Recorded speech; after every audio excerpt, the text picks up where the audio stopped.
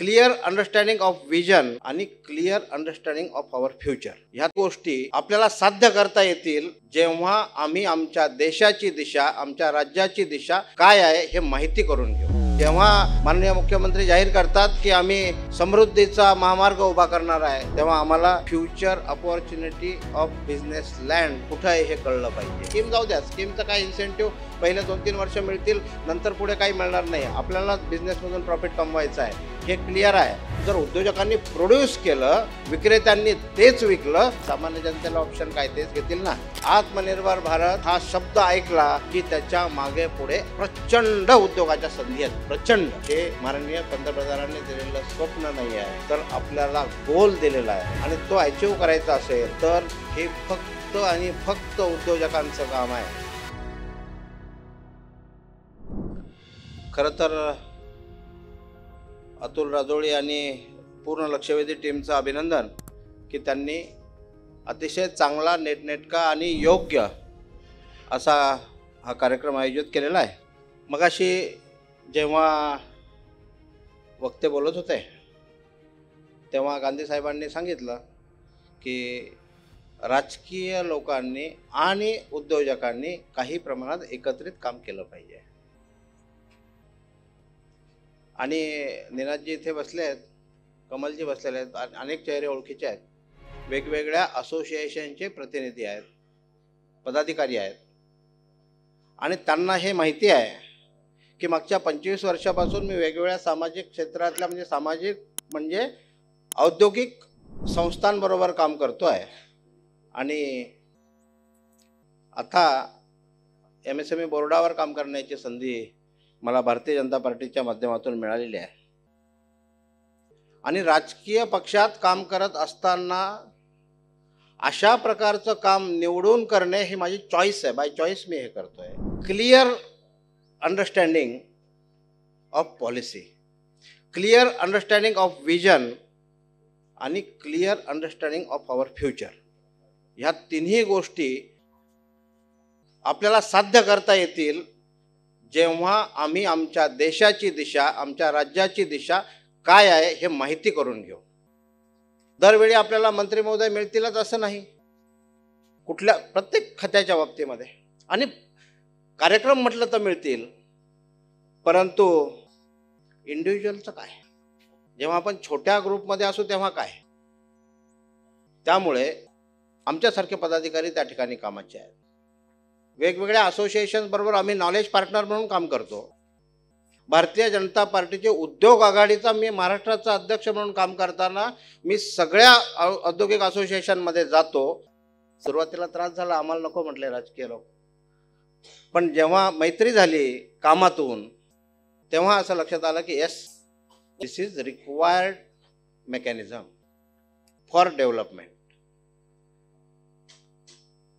त्यामुळे माझी पहिली विनंती ही आहे की बिझनेस जर वाढवायचा असेल, बिझनेस मिळवायचा असेल आणि संधी शोधायची असेल, माझ्या विषयामध्येच म्हटलेलं आहे की फ्युचर अपॉर्च्युनिटीज, स्कीम्स, जर योजना कशावर असतात तर पुढे ज्या दिशेने आपल्याला राज्य किंवा राष्ट्र न्यायचं आहे त्यासाठी वेगवेगळ्या इन्सेंटिव्ह, वेगवेगळ्या योजना केलेल्या आहेत आणि त्या योजना मिळवायच्या असतील तर आपल्याला त्या स्कीम्सची माहिती झाली पाहिजे। स्कीम्सची माहिती करताना आपल्याला सरकार काय बोलतं त्याकडे पण पाहिलं पाहिजे। सरकारचे बोलण्याचे 2 आयाम आहेत, एक म्हणजे लोकप्रतिनिधी आणि जे मंत्री महोदय आहेत, मुख्यमंत्री आहेत, उपमुख्यमंत्री आहेत, त्या खात्याचे मंत्री आहेत, केंद्रातलं पण माननीय पंतप्रधान आहेत, हे सगळे जे बोलतात त्यातलं काय फिल्टर करायचं हे उद्योजकांना चांगलं कळतं। फिल्टर करून जेवढं बिझनेस ओरिएंटेड आहे ते रोज झोपायच्या आधी ऐकलं पाहिजे, देर इज अ बिझनेस। कारण जेव्हा माननीय मुख्यमंत्री जाहीर करतात की आम्ही या ठिकाणी समृद्धीचा महामार्ग उभा करणार आहे, इतकं कोटीचं बजेट आहे, तेव्हा आम्हाला future opportunity of business land कुठं आहे हे कळलं पाहिजे। छोट्या उद्योगांना हे आवश्यक आहे। फक्त जागा हाच विषय नाही, तो कुठल्या शहरातून तो मार्ग जातोय म्हणजे त्या शहराची ट्रॅफिक वाढणार आहे, त्या ठिकाणी वेगवेगळे संधी येणार आहेत, कुठल्या धार्मिक ठिकाणाच्या पासून तो रस्ता जातोय, त्या ठिकाणी कुठल्या प्रकारचा उद्योगाची आवश्यकता आहे, ते आपल्याला बिझनेसची संधी त्या ठिकाणी मिळणार आहे. आणि दुसरा आयाम म्हणजे गव्हर्नमेंट रिझोल्युशन्स, GR स्कीम्स. आपण उद्योजक आहोत म्हणजेच आपण वाचू शकतो, अंडरस्टँड करू शकतो. माहिती नसेल तर आपल्याकडे कन्सल्टंट असतात, त्या विषयातले आपण त्यांना विचारू शकतो याचा अर्थ काय आहे आणि मला कसा याचा फायदा होणार आहे. मला इथं बसल्यांपैकी एक विनंती करायची आहे. मला माहिती आहे माझ्यापेक्षा ज्येष्ठ श्रेष्ठ आपण आहात, तरीही एकमेकांना कळावं यासाठी उमंग नावाचं ॲप कुणाकुणाकडे आहे? 1 2 3 4 5 मोकळेपणाने सांगा. नसेल तर कृपया डाउनलोड करून घ्या. Umang, this is the central government initiative for digital India. आणि भारतातल्या सगळ्या राज्यांमध्ये ज्या ज्या डिजिटल सर्व्हिसेस झालेल्या आहेत त्या सगळ्याचे शॉर्टकट या ॲपमध्ये आहेत. वेगवेगळे ॲप उघडायची गरज नाही. त्यामुळे आज एखादी गोष्ट त्यात नसेल तर नक्की 2-3 महिन्यात त्यामध्ये ॲड होऊ शकते. त्यामुळे ते अपडेट पण करत राहा आणि त्यातून खूप गोष्टी नवीन नवीन कळतील. जेव्हा गाडीत आपण प्रवास करतो तेव्हा एक एक डिपार्टमेंट उघडायचं आणि त्यातल्या नवीन स्कीम काही आहेत का वाचायचं. इतकं सोपं आहे आणि फुकट आहे, कुठलंही सबस्क्रिप्शन नाही. त्यामुळे इतर सगळ्या एंटरटेनमेंट ॲपपेक्षा हे ॲप आपल्या बिझनेस म्हणून उपयोगाचं आहे. आपण घोषणा ऐकली, मेक इन इंडिया. कुछ नहीं होता है हो, मैं कहूँ घोषणा तो होती रहती, जुमलेबाज सरकार आहे. हे आम्ही मीडियातला ऐकतो आणि त्याच्या पाठीमागची भावनाच ऐकत नाही. त्याच्या पाठीमागची भावना अशी आहे मित्रांनो, माननीय पंतप्रधानांनी जी घोषणा केली ती विदेशातल्या कंपन्यांसाठी केली. Yes, we will provide you opportunity, we will provide you environment, let us come in India and start manufacturing here. अशा प्रकारचं वाक्यात, पूर्ण वाक्यात आपण जर बोललो तर. पण आपल्यासाठी काहीतरी बोलले, त्यामध्ये संदेश आपल्या भारतीय लोकांसाठी पण होता, भारतीय तरुणांसाठी, इंजिनियर्ससाठी, इनोव्हेटर्ससाठी. संदेश असा होता, whatever you want to make, make in India. इतकं साधं आहे. तरुणांसाठी संदेश होता, whatever you want to make, make in India. म्हणजे बाहेर जायची आवश्यकता नाही आहे. तुम्हाला इनोव्हेशन आणि एंटरप्रेन्योरशिपसाठी पाहिजे तो सपोर्ट अटल इनोव्हेशन मिशनच्या माध्यमातून देण्याची व्यवस्था सरकारने केली. आणि त्यांना हे माहिती होतं 2015लाच की याच्या पुढची स्कीम आपली आत्मनिर्भर भारतची आहे. पण एकदम आत्मनिर्भर भारत सांगून चालणार नव्हतं. त्यामुळे अटल इनोव्हेशन मिशन सांगितलं, मेक इन इंडिया आधी सांगितलं, बाहेरच्यांना इथे आणून वातावरण निर्मितीसाठी सगळा आधी बेस तयार केला आणि whatever you want to make, make in India अशा प्रकारचं संदेश आपल्याला दिला. अनेकांना समजला, अनेकांनी सुरू पण केलं. आणि बरोबर 5 वर्षानंतर त्याच्या पुढे एक वाक्य जोडलं, whatever you want to make, make in India using Indian resources. This is nothing but the Aatmanirbhar Bharat. त्यामुळे आत्मनिर्भर भारत काहीतरी वेगळं आहे, किती मोठा काय स्कीम आहे, अमुक स्कीम जाऊ द्या. स्कीमचं काय इन्सेंटिव्ह पहिले 2-3 वर्ष मिळतील, नंतर पुढे काही मिळणार नाही. आपल्याला बिझनेसमधून प्रॉफिट कमवायचं आहे, हे क्लिअर आहे. परंतु कन्सेप्ट क्लिअरिटी पाहिजे. आत्मनिर्भर भारत म्हणजे मला जे काही बनवायचं आहे ते इथेच बनवायचं आणि इथल्याच रिसोर्सेसनी बनवायचं. आणि यहाँ का क्वालिटी अच्छा नहीं रहता है, प्रोडक्ट कॉस्टली है, मिलता नहीं है, जल्दी नहीं मिलता है तो वो हमारे रेट में नहीं मिलता. हमारा कस्टमर बहुत काहीतरी म्हणजे तो चंद्रावरून आला का काय कळत नाही, पण आमचे नॉर्म्स फार वेगळे असतात, तुम्हाला काहीच कळत नाही, आम्हालाच सगळं कळतं. अशा प्रकारचं फक्त हायटेक बोलायचं आणि चायनातून भिकार क्वालिटीचा प्रॉडक्ट आणायचा आणि छान छान छान पॅकेजिंग करून सांगायचं की आमचा कस्टमर लय भारी आहे. त्यामुळे हे विषय अतिशय घातक आहेत. हे बदलायला पाहिजे.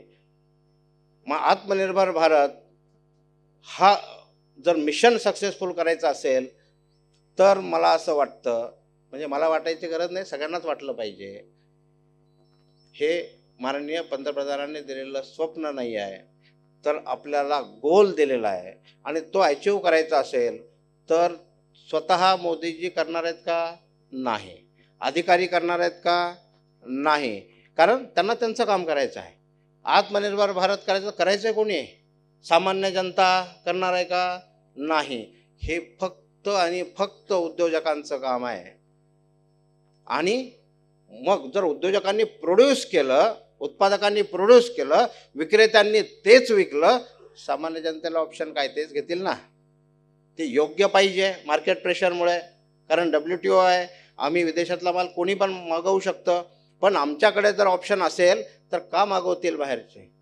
त्यामुळे आत्मनिर्भर भारत ही योजना फक्त आणि फक्त उद्योजकांसाठी हे लक्षात घेतलं पाहिजे. त्यामुळे आत्मनिर्भर भारत, बरोबर बोलतोय सर?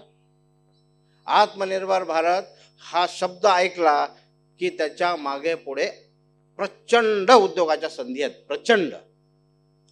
आता आपण ॲक्च्युअल संधीकडे येऊ. मी मुद्दाम असं त्याला कीर्तनामध्ये सुद्धा निरूपण करतात ना, तसं निरूपण करून आधी कन्सेप्ट एस्टॅब्लिश केला की का, तर प्रचंड संधी यामध्ये आहेत.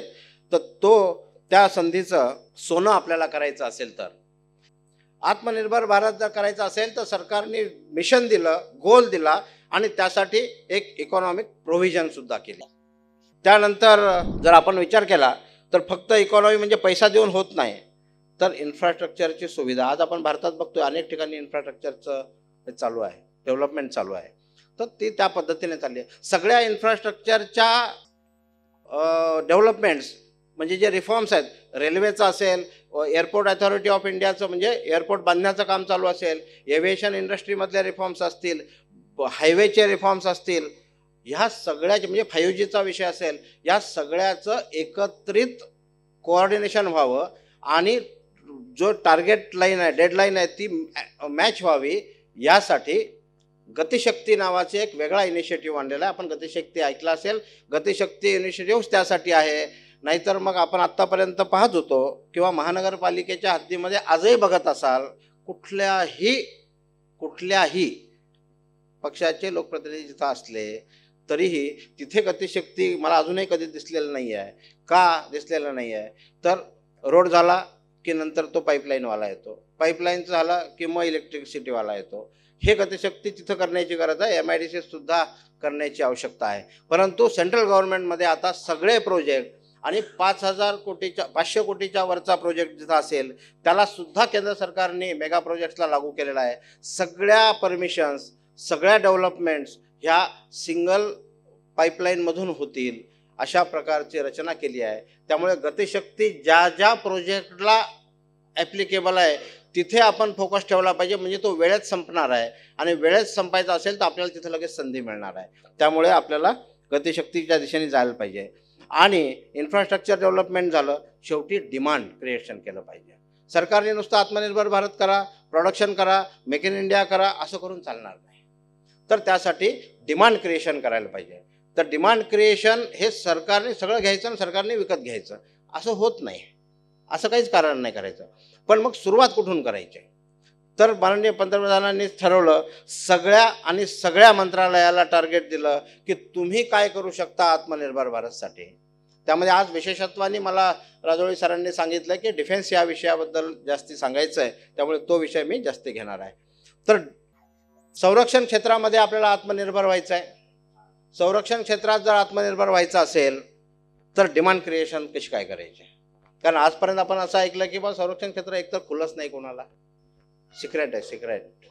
कुठलंही प्रोडक्शन काय विषय सिक्रेट आहे, आतमध्ये जाऊन परमिशनच नाही जाण्याची.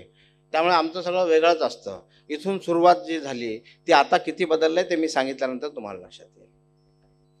यामध्ये पहिलं काम काही केलं असेल तर DAP 2020 म्हणजे डिफेन्स ॲक्विजिशन पॉलिसी 2020 ही पूर्ण रिड्राफ्ट केली.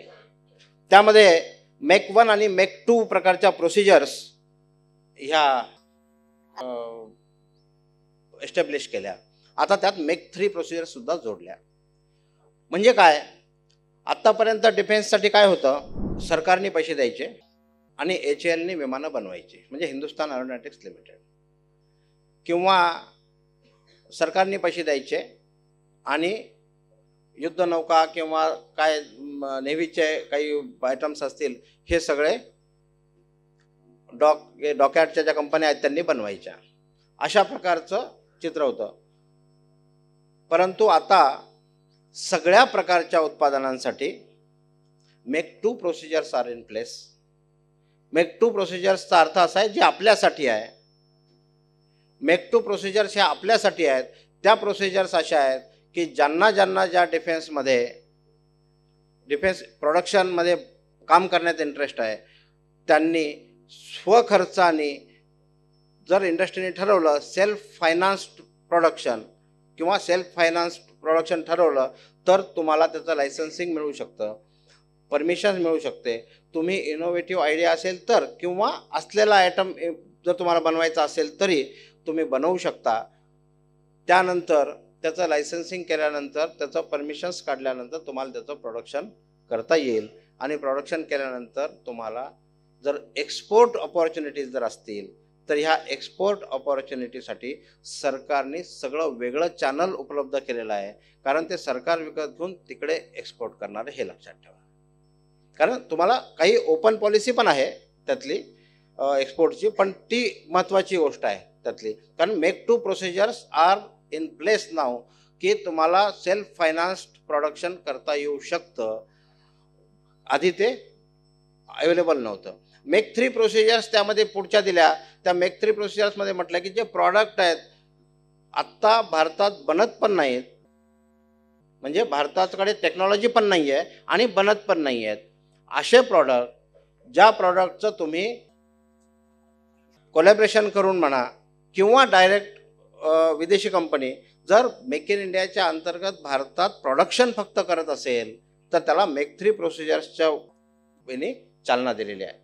त्यामुळे मेक वन, मेक टू आणि मेक थ्री या प्रोसिजरचे डिटेल तुम्ही वाचावे, मग आपल्याला लक्षात येईल की आपल्याला कशात जायचं आहे. याच्याबरोबर आयडेक्स नावाचा एक इनिशिएटिव्ह सरकारने सुरू केला. पहिल्यांदा काय केलं तर DAP जेव्हा केलं तेव्हा लक्षात आलं की डिपार्टमेंट ऑफ डिफेन्स प्रोडक्शन जे आहे त्याला स्ट्रेंथन करण्याची गरज आहे.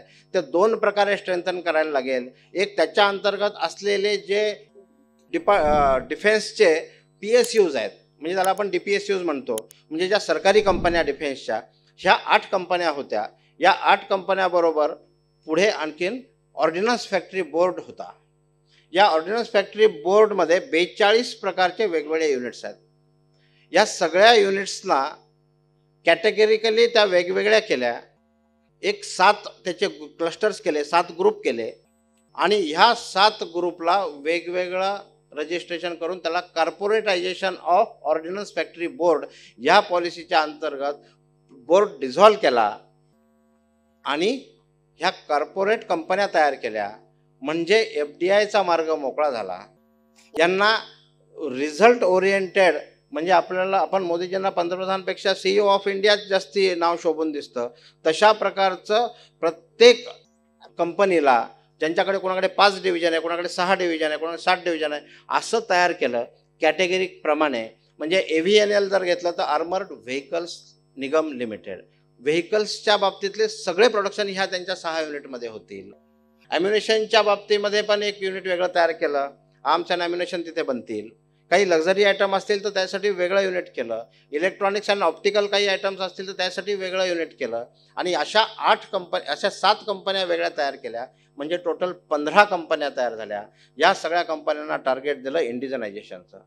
पहिलं लो हँगिंग फ्रूट काय आहे तर तुमच्याकडे असलेले जेवढे इम्पोर्टेड पार्ट्स आहेत आत्ता तुम्ही आणता, त्याला कशाला इंडिजनाइज तुम्ही इंडिपेंडेंटली करू शकता. आपल्याला संधी काय आहे, म्हणजे तुम्हाला मी काही हे सांगत नाही की बा रणगाडे बनवा, तुम्हाला हे पण सांगत नाही की एखादी युद्धनौका बनवा. मी तुम्हाला हे सांगण्याचा प्रयत्न करतोय की ह्या ज्या 15 कंपन्या आहेत, या 15 कंपन्यांना इंडिजनायझेशनचं टार्गेट दिलंय. आणि आम्हाला कसं मिळणार बघायला, तर आपण ही वेबसाईट लक्षात ठेवा, लिहून घ्या किंवा नंतर मला विचारा. www.सृजन डिफेन्स SRIJAN defense.gov.in सृजनडिफेन्स.gov.in ह्या वेबसाईटवर 23,000 पेक्षा जास्ती कंपन्या, म्हणजे काल मी बघितलं होतं, आज आकडा थोडाफार बदलू शकतो, आत्ता सध्यापर्यंत कालपर्यंत 23,000 कंपोनंटचे डिटेल्स दिलेले आहेत की भारत सरकारने त्याला इंडिजनायझेशनसाठी ते खुले केलेले आहे. सृजन डिफेन्स SRIJAN defense.gov.in या वेबसाईटवर आपल्याला म्हणजे या वेबसाईट कशी बघायची आणि कसं कॉन्टॅक्ट करायचं याच्यावरच 1 तासाचा सेमिनार होऊ शकतो. त्यामुळे तो मी टाळतो, पण आपण सर्व जण सुज्ञ आहात, आपण बघू शकता ती वेबसाईट. या वेबसाईटवरच्या कंपोनंट्समध्ये या वेबसाईटची खासियत अशी आहे की स्वाभाविकपणे आपण म्हणून जायचं कसं, या 15 कंपन्यांकडे भारतभर विखुरलेल्या कंपन्या आहेत, आम्ही स्मॉल स्केल इंडस्ट्री आहोत, इनोव्हेटर आहोत, R&D करतो, पण आम्ही जाणार कसं तिथपर्यंत? तर जायचंच गरज नाही आहे, जाण्याची अजिबात गरज नाही आहे, कारण फेसलेस ॲक्टिव्हिटी सरकारला अपेक्षित आहे. मगाशी जे विषय चालला होता जुगलबंदी मंत्री महोदय आणि गांधी साहेबांचा, तोच विषय आहे. अजिबात कुठे जायची गरज नाही आहे, तुम्हाला ऑनलाईन सगळं मिळू शकतं. त्यामध्ये आपल्याला वेंडर डेव्हलपमेंटसाठी लागतं काय? बेसिकली कंपोनंट काय पाहिजे, कंपोनंटचे टेक्निकल स्पेसिफिकेशन्स, त्या टेक्निकल स्पेसिफिकेशन नंतर त्याचा बायर कोण आहे, मग तो कंपोनंटचा OEM कोण आहे. म्हणजे रशियन कंपोनंट आहे, आपण रशियन सगळं लष्करी साहित्य वापरतो, त्यामुळे रशियन ओनर आहे, त्या OEM आहे का नाटो ग्रुपचा कंपोनंट आहे. हे दोन्ही आता जरा युक्रेन युद्धामुळे कळलं असेल सगळ्यांना, नाटो ग्रुप काय आहे, रशियन काय आहे ते सगळं. त्यामुळे असं कॅटेगरी पण त्याच्यामध्ये आहे. क्वांटिटी वाईज आणि किती इम्पोर्ट सरकार करतं दरवर्षी तेही डिटेल आहेत. काय प्राईसने करतं ते प्राईस पण आहे. विदेशातून किती रुपयाला हा आम्ही आणतो, याच्यापेक्षा काय पारदर्शकता पाहिजे. त्यानंतर स्पेसिफिकेशन क्लिक केल्यानंतर त्या कुठल्या कंपनीचं आहे हे तर सुरुवातीलाच कळतं. आणि त्यानंतर तुम्हाला बायर कोण आहे, त्या बायरचं नाव, त्याचं डेसिग्नेशन, त्याचा फोन नंबर आणि त्याचा ईमेल ID, याच्यापेक्षा काय पाहिजे आणखी? हे सगळं तयार आहे तिथे. आणि एवढं सगळं घेतल्यानंतर तुम्ही त्यांना संपर्क करायचा की I am interested in this product. आणि I am interested in this product म्हटल्यानंतर तुम्हाला त्याचं कम्युनिकेशन एस्टॅब्लिश होईल. ज्या कंपोनंटचं टेक्निकल स्पेसिफिकेशन ओपनली देता येणं शक्य नसेल, ते तुम्हाला NDA साईन केल्यानंतर देतील. मग तुमची व्हिजिट प्लॅन होऊ शकते, कारण शेवटी सगळं काय ऑनलाईन प्रॉडक्ट थोडी ऑनलाईन तुम्हाला बघून कळणार आहे, जायला लागेल. पण एकदा व्हिजिट प्लॅन करण्यासाठी आपल्याला त्याची मदत होणार आहे आणि सिलेक्शन ऑफ आयटमसाठी मदत होणार. ह्या सगळ्या विषयामध्ये केंद्र सरकारने आयडेक्स नावाचा एक इनिशिएटिव्ह सुरू केला. तो आयडेक्स विषय असा आहे, आपण डिफेन्स स्टार्टअप चॅलेंज नावाचं कधी ऐकलं असेल. आत्तापर्यंत 6 डिफेन्सचे स्टार्टअप चॅलेंज झालेत. युवा वर्ग मोठ्या प्रमाणावर आहे, त्यांनी लक्षात घेण्याचा विषय आहे. म्हणजे फक्त हा युवा वर्गासाठीच ते चॅलेंज ओपन आहेत असं नाही, कुठल्याही म्हणजे 1 वर्षाच्या बाळापासून ते 99 वर्षाच्या आजोबापर्यंत पण कुणी भाग घेऊ शकतं त्याच्यामध्ये. का तर इनोव्हेशनला आपल्याला चालना द्यायची आहे. त्यामुळे डिफेन्सच्या वेगवेगळ्या स्टेजेसवर, म्हणजे कोणत्या आर्मी, नेव्ही, एअरफोर्स, वेगवेगळ्या स्टेजेसवर आपल्याला चॅलेंज, काही ना काहीतरी अडचणी असतील, प्रश्न असतील त्यांचे. त्यामुळे प्रॉब्लेम स्टेटमेंट त्यात दिलेले आहेत आणि या प्रॉब्लेम स्टेटमेंटच्या ॲड्रेस करणारे सोल्युशन्स जर आपण देऊ शकलो तर आपण त्या चॅलेंजमध्ये भाग घेऊ शकतो. त्या चॅलेंजमध्ये तुमचा जर ॲक्सेप्ट झालं तर तुम्हाला सुरुवातीला त्याचं प्रोटोटाईप बनवण्यासाठी 15 लाख रुपयापर्यंतचं इन्सेंटिव्ह मिळेल, म्हणजे ग्रँट मिळेल. जर प्रोटोटाईप सक्सेसफुल झाला तर तुम्हाला 1 कोटी रुपयापर्यंत टेस्टिंग आणि कमर्शियल पायलट बॅच किंवा कमर्शियल प्रोडक्शन करण्यासाठी 1 कोटी रुपयाची ग्रँट मिनिस्ट्री ऑफ डिफेन्सकडून मिळते. आणि एवढं करून कमर्शियल प्रोडक्शन पण यशस्वी झालं, पहिली बॅच झाली आणि ते करता आलं तुम्हाला सगळं, तर तुम्हाला 10 कोटी रुपयापर्यंत फॅक्टरी एस्टॅब्लिशमेंटसाठी ग्रँट आहे.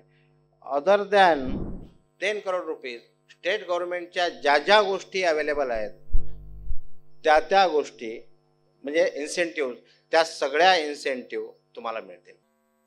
म्हणजे हे आपल्याला जे माहितीच नाही आहे की डिफेन्स प्रोडक्शनचं एक डिव्हिजन जर आपण टाकलं, ज्यांचे युनिट आहेत मॅन्युफॅक्चरिंग, त्यांनी आत्ता किमान 1 इंजिनियर, 1 पर्सन किंवा आपला स्वतःचा थोडा वेळ वेगळा करून एक डिफेन्स डिव्हिजन आम्ही सुरू केलंय म्हणायला हरकत नाही. मग ह्या डिमांड क्रिएशनचा हा एक भाग आहे की इंडिजनायझेशनचं टार्गेट दिलं आणि इंडिजनायझेशनच्या टार्गेटमुळे डिमांड क्रिएट झाली. त्याच्या पुढे जाऊन 107 प्रॉडक्टची लिस्ट जाहीर केली संरक्षण मंत्रालयाने, की ते संरक्षण मंत्रालयाने सांगितलं की ह्या तारखेनंतर हे कॉम्पोनंट इम्पोर्ट होणार नाहीत. झाली डिमांड तयार इंडिजनायझेशनची. त्यानंतर 350 आयटमची लिस्ट जाहीर केली. हे सगळे त्या वेबसाईटवर आहे बरं का लिस्ट. 350 आयटमची लिस्ट जाहीर केली. त्या लिस्टला त्याच्यावर काम सुरू झालं. त्यानंतर 700 आयटमची लिस्ट तयार झाली आणि ते डिसेंबर 24 पर्यंत कोणते करायचे, डिसेंबर 23 पर्यंत कोणते इंडिजनाइज करायचे, ह्याचा इम्पोर्ट एम्बार्गोचे इम्प्लिमेंटेशन झालं. म्हणजे इम्पोर्टला बॅन केलेलं आहे. म्हणजे बाय डिफॉल्ट हे सगळे जे युजर आहेत त्यांना इंडियन डेव्हलपमेंट करावंच लागणार आहे, त्याला पर्याय काही नाही. त्यामुळे इतकी मोठी गरज आहे. बजेट किती आहे? पूर्ण भारताच्या डिफेन्सचं बजेट 5 लाख कोटी आहे. त्यापैकी 3 लाख कोटी बजेट कॅपिटल परचेसचं आहे. या 3 लाख कोटी कॅपिटल परचेसच्या बजेटमध्ये 68% बजेट हे डोमेस्टिक कंपन्यांसाठी ठेवलं आहे. आता मला सांगा, 3 लाख कोटीच्या 68% जवळजवळ 2.25 लाख कोटी. संपलं. आता नोव्हेंबर आला, 50-60 हजार कोटीच्या पण ऑर्डर नाही घेऊ शकलो आपण. 2.25 लाख कोटी अवेलेबल आहेत की जे इंडियन कंपन्यांकडून घेण्याचं बंधन करून टाकलेलं आहे. आणि आपण 8 वर्षाच्या काळात आपल्याला हे लक्षात आलं असेल की नो यू टर्न ह्या पॉलिसीवर सरकार काम करतं आहे. आणि डिफेन्सच्या बाबतीत तर नो यू टर्न. त्यामुळे आपल्याला किती मोठी संधी आहे या क्षेत्रात हे विचार करायला पाहिजे. आपण स्वातंत्र्याचा अमृत महोत्सव साजरा करतो. अमृत महोत्सव ते शताब्दी याला अमृतकाल माननीय पंतप्रधानांनी म्हटलं आहे. या अमृतकालमध्ये कुठल्या बिझनेसला जर का आपल्याला स्कोप असेल, पुढचं युग असेल, तर हे डिफेन्स आहे, डिफेन्स प्रोडक्शन आहे. त्याच्या पुढची आणि अतिशय अभिमानाची गोष्ट तुम्हाला मी सांगणार आहे की जवळजवळ आपण 84-85 देशांना लष्करी प्रशिक्षण देतो. कारण आपल्याकडे हिमालय काय वातावरण असतं माहिती आहे, राजस्थानातलं वाळवंट आहे काय वातावरण असतं माहिती आहे, एवढा मोठा कोस्टल एरिया आहे, कुठल्याच देशाला नाही एवढा कोस्टल एरिया आहे. हे सगळं एकाच देशामध्ये आहे. सह्याद्रीचा कडा आहे आणि छत्रपती शिवाजी महाराजांची प्रेरणा घेतलेले सैनिक आहेत. ह्या सगळ्याचं कॉम्बिनेशन असलेला एकमेव देश आहे.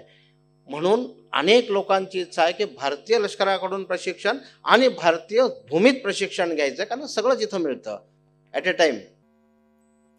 इतक्या दिवस चालू होतं, त्याचे पैसे पण मिळत होते सरकारला. असं काही नाही की नवीन सुरू झालं. पण मोदीजी आल्यापासून मोदीजींनी त्याला एक फक्त ॲड केलं, एक क्लॉज टाकला, जर तुम्हाला इथे शिकायचं असेल तर लष्करी सामान आमचं घ्यायला लागेल. म्हणजे डिमांड वाढली. डिमांड वाढल्यानंतर ह्या 7 वर्षात जे काही सायलेंटली डेव्हलप झालंय ते, यापैकी कोणी गांधीनगरला जर आत्ता भेट दिली असेल तर दरवर्षी डिफेन्स एक्सपो झाले, पण या वर्षीचा डिफेन्स एक्सपो गांधीनगर म्हणजे गुजरातमध्ये झालेला हा अद्वितीय होता. तो असा होता की फक्त मेड इन इंडिया प्रॉडक्ट्स त्या ठिकाणी होते आणि 3 दिवसात तो बघणंही होत नाही, इतकं मोठं होतं. आणि मग हे सगळे मल्टीनॅशनल्स इथं आलेले आहेत आणि इथल्या लोकांबरोबर त्यांनी कोलॅबरेशन केलेलं आहे. आणि इथे इतकी मोठी प्रचंड, म्हणजे आपल्याला डिफेन्सच्या डिव्हिजनकडे जायचीच आवश्यकता नाही. तुम्ही L&Tकडे जा, सिमेन्सकडे जा, महिंद्राकडे जा, सगळ्या मल्टीनॅशनल्सचं डिफेन्स डिव्हिजन सुरू आहे. तुम्ही नाव सांगा त्याचं डिफेन्स डिव्हिजन सुरू आहे. म्हणजे आपण राफाल खूप ऐकलं, पण राफाल इंडियाकडे आम्ही गेलो का? आणि हे अजिबात समजू नका की आम्ही तर फूड प्रॉडक्ट बनवतो, आम्ही तर छोटं गारमेंटचं युनिट आहोत, आम्ही कसं काय त्या डिफेन्सकडे जाणार. अजिबात समजायची आवश्यकता नाही आहे. सगळा सपोर्ट अवेलेबल आहे. सैनिकांना खायला पण लागतं, कपडे पण लागतात, वेगवेगळ्या वेदरमधले पण कपडे लागतात, त्यांना बॅग्स पण लागतात आणि 100% सगळ्या गोष्टी लागतात. CSD कॅन्टीनचा शेवटचा विषय सांगतो आणि थांबतो. CSD कॅन्टीन आपल्याला माहिती आहे, ज्या ज्या ठिकाणी लष्करी बेस आहेत त्या त्या ठिकाणी ते कॅन्टीन्स आहेत. आपल्याकडे कोणते नातेवाईक मित्र कोणीतरी एक्स मिलिटरी असला की आपण त्यांच्या नावावर म्हणा कुठल्या तरी गोष्टी अशा आपण घेतो. बरोबर आहे, म्हणजे हे कबूल करायला काहीच हरकत नाही आणि त्यांच्या कुटुंबियांसाठी दिलेली फॅसिलिटी आहे. त्या ठिकाणी सरकारने हे ठरवलं की फक्त आणि फक्त मेक इन इंडियाचे प्रॉडक्ट तिथं विकता येतील, विदेशी इन्क्लुडिंग दारू मिळणार नाही. बरोबर आहे, विदेशी काही मिळणार नाही, स्वदेश म्हणजे देशीला परवानगी असं नाही आहे बरं का, त्याचा अर्थ गैरअर्थ काढू नका. पण लोकल ब्रँड्स आर वेलकम. एक दुसरा विषय, लोकांना ऑनलाईन पण पाहिजे ना, जे त्या परिसरात राहतात तेवढ्यांनाच मिळतं. ते सैनिक खेडेगावात गेला त्याच्या गावाकडे, त्याला कसं मिळेल? त्याला फॅसिलिटी मिळत नाही, मग त्याला लोकल मार्केटमधूनच घ्यायला लागेल. म्हणून तिथे वेगळं कॉन्ट्रॅक्ट केलं, वेगळं ॲप केलं आहे त्यांच्यासाठी आणि तुम्ही मागवलं की त्या गावात त्याला मिळेल. एक तर पोस्ट ऑफिसच्या माध्यमातून मिळेल, नाही तर त्याला हे जे कॉर्पोरेट कंपन्या आहेत ॲमेझॉन आणि फ्लिपकार्ट अशा कंपन्यांबरोबर सुद्धा कंपल्सरी टायअप करून दिलेला आहे की ते पोचवायचं आहे. म्हणजे कुठे आमची शाखा तिथं नाही, आम्ही देऊ नाही शकत असं म्हणण्याचा चॉईस नाही. भारतात धंदा करायचा ना, हे करायला लागेल. म्हणजे डिमांड वाढली, म्हणजे आपल्याला धंदा मिळणार आहे. इतकं सोप्या गोष्टी चेंज केलेल्या आहेत, इतक्या सोप्या गोष्टी चेंज केल्या आहेत. त्यामुळे हे मी 1% सांगू शकलो आहे, फक्त 1%. असंच वंदे भारत एक्सप्रेसचं उद्घाटन केलं म्हणून आपण आत्ता ऐकतोय, आपण जागेच झालो नाही. 600 रेल्वे बनत आहेत. 600 रेल्वे म्हणजे 600 गुणिले इतके डबे, आणि त्याचं एक्सपोर्टला परवानगी दिलेली आहे. त्यामुळे आता विदेशातल्या ऑर्डर्स पूर्ण रेल्वेच्या मिळणार आहेत. आपण कधी काळी रेल्वेचे डबे इम्पोर्ट केले, आता अखेर रेल्वे इंजिनसहित आपण एक्सपोर्ट करतो आहोत. याचा विचार केला पाहिजे. सगळ्यात शेवटी DPSUचे जे काही सगळं लष्करी सामान बनवणाऱ्या ज्या भारतीय कंपन्या आहेत, सरकारी कंपन्या, यांना टार्गेट दिलं आहे की तुम्ही ग्लोबल मार्केटमध्ये टेंडर भरा, ग्लोबल मार्केटच्या ऑर्डर मिळाल्या पाहिजेत. तुमचं इंडियन कन्झम्पशन किती भारत सरकार घेईल तेवढं क्लिअर आहे. कारण आपण काय बंदुका घेणार नाही, आपण रणगाडी घेणार नाही. पण एक्सपोर्टचा सेल किती हे त्या MDला विचारलं जाणार आहे. याला म्हणतात कॉर्पोरेटायझेशन. मग त्याला विचारलं की एक्सपोर्टचा सेल किती, का मिळाली नाही फिलिपिन्सची ऑर्डर, का मिळाली नाही ब्रह्मदेशची ऑर्डर, का मिळाली नाही इस्रायलची ऑर्डर, हे विचारल्या जाईल. परफॉर्मन्स द्यायचा, नाही तर घरी जायचा. ह्या सिस्टीमवर काम सुरू आहे मित्रांनो, आपण लक्ष द्यायचं आहे. ह्या सगळ्यात शेवटचा विषय मी काय एवढ्या अथॉरिटीने सांगतोय, एवढाच फक्त शेवटी सांगतो की भारतामध्ये 2 डिफेन्स इनोव्हेशन सेंटर स्थापन करण्याचा निर्णय झाला. कोरोनामुळे खरंच उशीर झाला, त्याला वेळ गेला. पण एक कोइंबतूरला आणि दुसरं आपल्या महाराष्ट्रामध्ये नाशिकला. आणि मी नाशिकचा आहे आणि त्याचा डायरेक्टर आहे.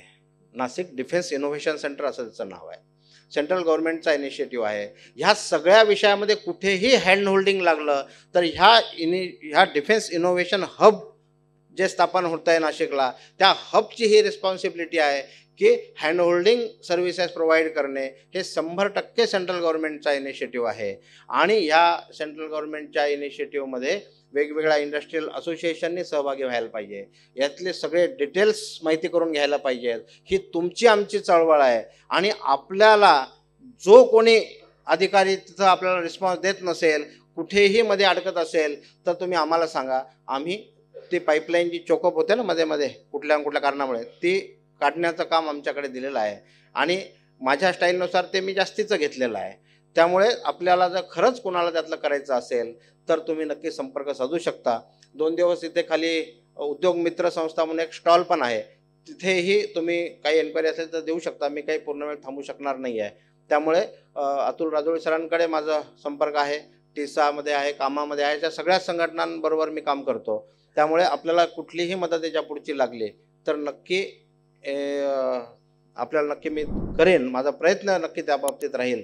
आपण सर्वांनी शांतपणे ऐकून घेतलं आणि विशेष आभार. एकदा चिठ्ठी दिल्यानंतर पुन्हा देऊ नका म्हटलं तर खरंच दिली नाही त्यांनी. त्यामुळे त्यांचेही आभार. काय होतं, मला बेसिक गोष्टी ज्या सांगायला पाहिजे होत्या तेवढं सांगणं आवश्यकच आहे. 1.5-2 तासाचा विषय अर्ध्या तासात सांगणं शक्य नाही, समजणंही शक्य नाही. पण हा प्लॅटफॉर्म पण तेवढा डिटेल असू शकणार नाही. त्यामुळे माझी टिसाचे आणि कोसियाचे बेसिकली निनाद सर इथे उपस्थित आहेत, सोनवणे सर आहेत. माझी विनंती आहे सर की तुम्ही डिटेल याचा एक सेमिनार सिलेक्टेड इंडस्ट्रीजसाठी जे खरंच त्यामध्ये पुढे जाऊ शकतील अशांसाठी आपण नक्की करावा. काही अधिकाऱ्यांना मी निमंत्रित करण्याचा प्रयत्न करीन आणि आपण हे सगळं माहिती करून घ्यावं. महाराष्ट्र ह्या डिफेन्स प्रोडक्शनमध्ये पुढेच असला पाहिजे, कारण आपल्याला इनोव्हेशन हब सरकारने दिलं आहे. आपण तर नक्की फायदा घेतला पाहिजे एवढी विनंती करतो. राजोळी सरांचं परत एकदा अभिनंदन करतो. त्यांनी बोलायची संधी दिली त्याबद्दल त्यांचे आभार व्यक्त करतो. आपणही खरंच दरवाजा बंद करून बसून राहिल्याबद्दल आभार व्यक्त करतो आणि थांबतो. नमस्कार.